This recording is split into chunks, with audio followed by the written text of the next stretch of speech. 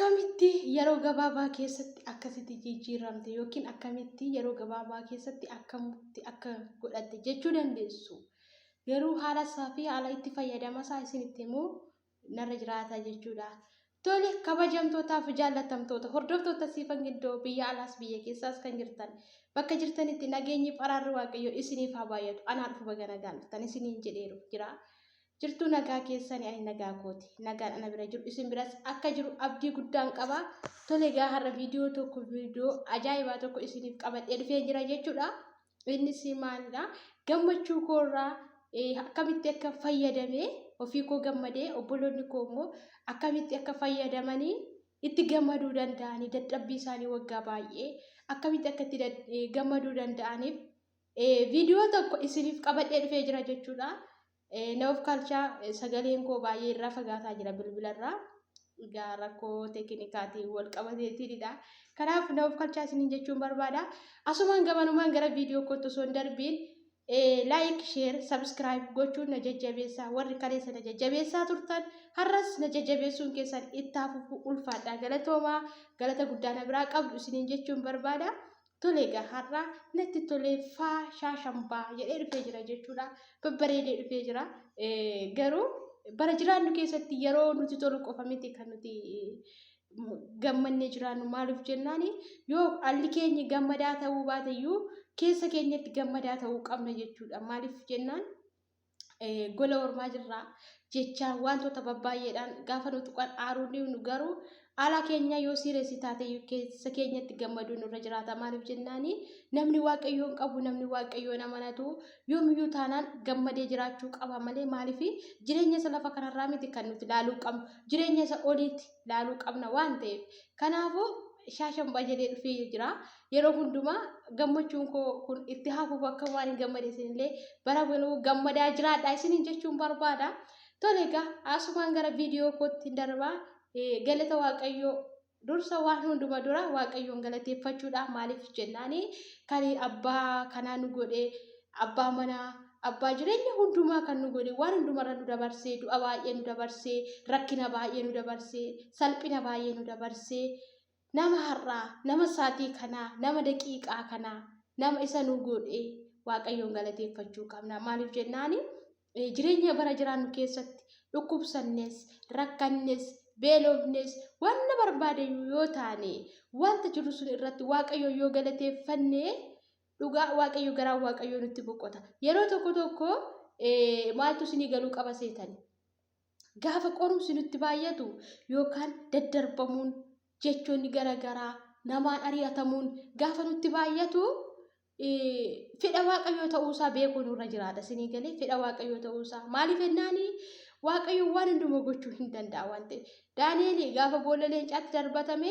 haaduu fi boolla leencaatti kan darbatame eenyumtu afaan leencaa keessa seenee bahuu hin danda'u akka biyya lafaatti. Akka biyya lafaatti Daani'eelitti duuti faradameera. Garuu akka biyya lafaa immoo miti.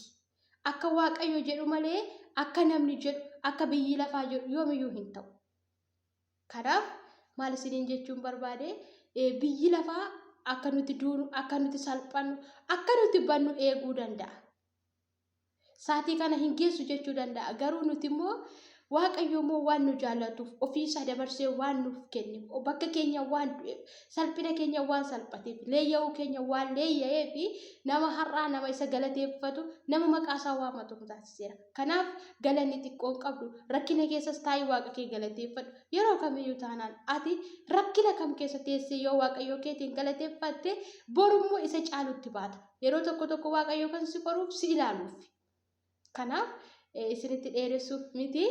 Waaqayyo galata haa argatu isiniin jechuun barbaada. Tole egaa piikcharii isaa asirra isiniifan kaa'aa temperala irratti isiniifan maxxansaa haala kamiin suuraa argitan kana jechuudha. Haala kamiin turtii waggaa lamaa keessatti mana akkasii bitattee jechuu dandeessu. Galata waaqayyo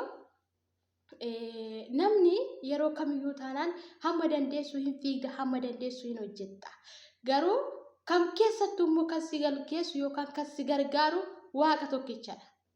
Isinii galee wanta hojjettu sun irratti waaqayyo waammachuu wanta hojjettu sun irratti yaa waaqayyo ati naa barakachiisi jette yoo waaqayyo egaa haalli ani ittiin fayyadama koo ani turtii biyya kana keessaa turtii waggaa lamaati jechuudha. Waggaa lama jechuun ji'a lama hir'uura jechuudha. Kanan ture haa ta'u malee turtii waggaa lamaa kana keessatti immoo kanan dhukkubsadhe baay'een keessan beektu hospitaalatti baasellee birri danuudha jechuudha. Dhugaa dubbachuuf birri ji'a ja'aati jechuudha. Kanan hospitaalatti baasee haa ta'u galata waaqayyo anaanis na jijjiireera. Fayyeera galata waaqayyo. Egaa har'ammoo haala inni itti nani fayyadamee jammara akka dhufeeni yeroo sunna sin dhukkubu fayyaa kooti ture. Kanaaf akka hin dhufeeni hojii ji'a afurii walitti fufee nan hojjedhee hojii ji'a afuriitiin hojii ji'a sadii kan ji'a sadiitiin lafa carafirraati kan nutti bitannee jechuudha. Jarmara isaarratti lafa qarqara magaalaarraati binne yeroo suni birri 120 lafti sun kan bitame jechuudha. 2016 ji'a 8 irratti jechuudha lafti sun kan bitame. Itti fufee asuma siqees immoo haaluma kanaan osuma hojjedhuuti ammas qarqara magaalaati 250 bitame jechuudha. Wanti isiniif galuu qabu wanta hojjennu irratti akkamitti akka fayyadamnu beekuu nurra jiraata waan ta'eef jechuudha. 250 ammas lafa magaalaa qarqaraatti kan nuti binne jechuudha. Haa ta'u malee 2016 keessa kullachuu kan bitame jechuudha. Lafti suni hin taa'e haga 2017tti hin taa'e 2017 hin ba'eedha lafti sun jechuudha. 2017 ji'a 8ffaa keessa maal godhame lafti sun hundisaayyuu hin gurgurameeni. Inni yeroo jammara 220 bitame gaafa 2017 keessa 290tti gurgurame. 290tti gurgurame turtii ji'a 9 keessatti jechuudha. Turtii ji'a 9 tureetu jechuudha. Inni 250 bitame immoo innis hamuma sun baay'ee walirraa siqanii tureetuma 670tti kan gurgurame jechuudha. Inni immoo 670tti gurgurame akkasuma 2017 keessas immoo lafa kan biraa qarqara magaalaarraa binnee turre innis immoo birri 170 bitame. Birri 170 inni bitame 2018 keessa inni immoo birri 460tti gurgurame.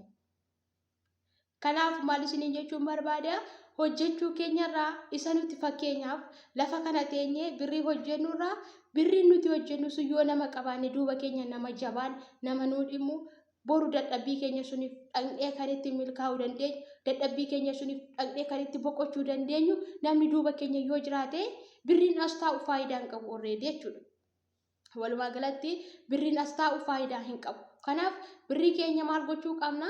Nama amanamaa yookaan nama nuuf ta'u nama kooti jennee nama abdannutti birrii sun yoo erganne birrii sun fakkeenya ati har'a dhuftee ji'a arfan kana ji'a shanan kana birrii kana walitti qabdee abbaa sunitti yoo ergite namni sun immoo lafa magaalaa osoo hin taane qarqara magaalaarraa yoo siibite hamma waggaa har'aatti lafti sun meeqa akka bitu yaadi.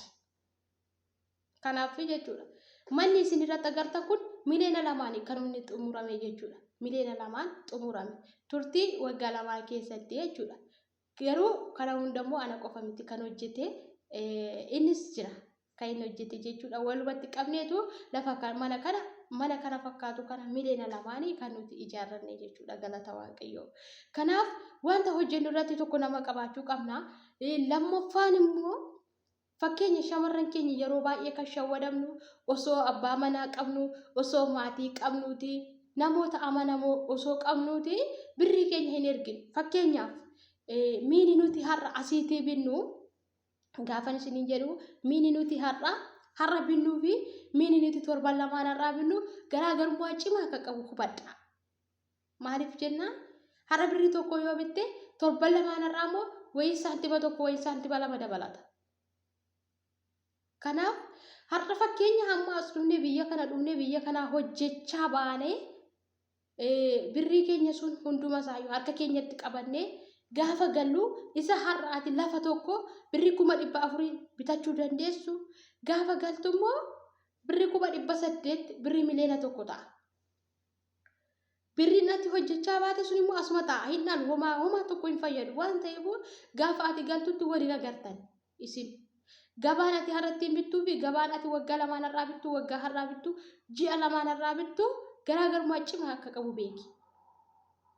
Kanaafiyyuu maal gochuu qabnaa obboloota koo keessattuu ijoolleen biyya ambaa jirru jechuudha. Wanti nuti gochuu qabnu yeroo kamiyyuu taanaan jammara akka asii birrii ergitaniin mana ijaaruu, mi'a bituu, kana bituu osoo hin taane kaayyoon keessan inni cimaa maal gochuu qabdu lafa bitattanii keewwachuu qabdu jechuudha. Dhugaa isiniin hin jedhaani. Lafa yoo bitattanii keessanii lafa sirna siraata qabu tokko bittanii yoo keessan lafti sun hamma waggaa 2 waggaa 5 yoo taayyuu hin cabu, hin badu. Injigu homaan ta'u achuma taa'ee si eega. Achuma taa'ee birrii guddaa sii dabala. Fakkeenyaaf har'a bajaajii tokko yoo bitte bajaajiin kun hin beekamu. Bogongoo wayii buutee baduu dandeessi. Sinii galee mi'a tokko yoo bitte mi'i tokko baduu danda'a. Kanaaf maal gochuu qabna? Lafa bitannee jechuudha jammara irratti gaafa lafa biyya kana gaafa dhufnu pilaanii nuti baafachuu qabnu lafa bituun nurra jiraata. Hara lafa tokko xarafiirraa laallee binna. Isa dhufuunis akkasumatti xarafiirraa laallee binna. Turtii waggaa 2 ati yoo hojjette, waggaa 2 yoo hojjette, waggaa 2 keessatti immoo lafa qarqara magaalaarraa iddoo 2 yoo bitatte ati gaafa galtee isa iddoo tokko irratti mana kee ijaaratte, isa tokko gurgurtee isa tokko irratti mana kee ijaaratte faa jettee jiraatta bara kee mulu. Wanti gola namaatti si deddeebisu tokkoyyuu hin jiru. Wanti gola namaatti nama deddeebisu hin jiru. Kanaaf inni guddaan maalidha? Karoorfachuudha. Kaayyoo manaa baanee beekuudha malee birrii asitti hojjennee harka keenyatti qabannee yoo taane teenye homaa tokko nu fayyadu already jechuudha. Waan tokko nu fayyadu. Kanaaf kana cimsinee beekuu nurra jiraata. Seeraan fayyadamuu nurra jiraata. Nama amanamaa ta'e qabaachuu nurra jiraata.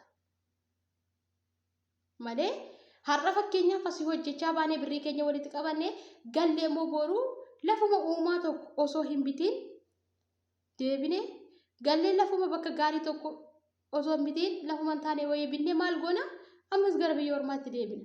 Ammas akkuma kana hojjennee gaafa gallu immoo maal goona ijaarsaaf galla. Inni atarra ijaartuu fi inni waggaa har'aa ijaartu garaagarummaa qaba. Yaadame fakkeenyaaf barreen gaddaa yoona qorqorroon lukiin tokko hammame. Barana qorqorroon lukiin tokko hammame. Kana cimsinee yaaduutu nurra jiraata. Kanaaf walumaa galatti maal ani isiniin jechuu barbaada obboloota koo jechuudha. Warri biyya kana teessanii birrii harkatti qabatanii teessan qabatanii hin taa'ina. Dhugaa isiniin hin jedhaan. Yoo birrii kellee hin ergu jette jechuudha. Nama tokko lafa dubbisiifadhuuti namaan walitti fidii ka'iitii gaafa isaan dhimmicha xumuran birrii kee kaashii abbaa lafaa sun irratti dabarsuun siif salphaadha. Malee birrii koo hojjetadhee keewwadhee kanan gaafan galee ittiin kana godhadhaa jechuun hin jiru. Maaliif jennaan waliin argu. Gabaan har'aa fi gabaan boru waliin argu. Ati birriin har'a fuutu amma waggaa 2 har'aatti hin argu. 1,000 yoo fuute 1,000 baattatteetuma teessaa amma waggaa 2 har'aatti ati. Meesoo tokko siin dhalu. Garuu 1,000 asii ergitee gara biyyaatti qotiyyoo tokko yoo ittiin bitte qotiyyoo sun waan kaan isa kaan otoo cimaadhayyuu kenname qottaa yoo ta'u kenname hamma waggaa 2 irratti shaalii meeqa yookaan kiiloo meeqa akkasii gashuu yaaduun sirra jiraata. Tilmaamuu qabda jechuudha. Kanaaf shamarran keenya danuu keessantu jira. Kan birrii hojjettanii iddoo kana keessanii gaafa galtan gabaa faana wal arguu dadhabdanii biyya kanatti immoo deebitanii kan waggaa meeqa jiraatan baay'ee keessantu jira. Kanaaf gola ormaa keessa yoo baay'ate erga of jijjiiruu fi kaayyoodhaaf mana baane waggaan 4 shamarran tokkoof baqiidha. Waggaan 4 inni guddaan garuu karoora qabaachuudha malee shamarran tokko waggaa 4 teenyaa hin gaha baqa hin barbaachisu kanaan boodatti. Kanaaf akkana isiniin jechuun barbaada. Ijoolleen keenya hin dogongoriina hin nyaatamiina as teessanii laabbii keessan xuruursitanii itti boqochuudhaafidha waan ta'eef kanaaf itti fayyadamaa isiniin jechuun barbaada. Lafa bitadhaa isiniin jechuun barbaada. Yoo lafa bitattan boqonnaa keessan isiniif ta'a isin jalaa hin jigu isin jalaa hin badu hin cabu hin dhangala'u waan ta'eef akkasitti itti fayyadamaa isiniin jechuun barbaada. Haala kanaan fayyadamee ani kunoo har'a mana kana fakkaatu galata waaqayyo bitadheen jira jechuudha. Gooftaa galanni haa ga'u. Kanaaf waan dhaggeeffattaniif galatoomaa turtii gaarii naa qabaadhaa isiniin